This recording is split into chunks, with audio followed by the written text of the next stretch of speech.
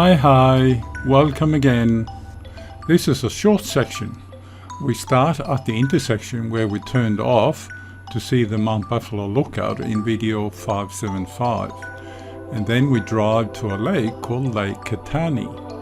Lake Catani is a man-made lake created back in 1910 to provide some recreational facilities for the newly opened winter resort, which is the Mount Buffalo Chalet.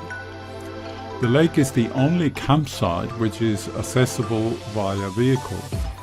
It has around 50 non-powered sites for visitors and is primarily open during the summer months, i.e. from November to April. The lake has rainbow trout in it, so provided you have a recreational fishing license, you can try your luck. We drove a bit around the campsite to give you an idea of its layout and then walked up to the lake's edge.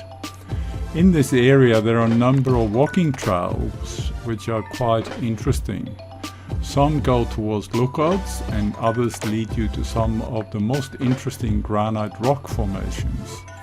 I think overall just up here there are around 23 walking trails, so plenty of things to do.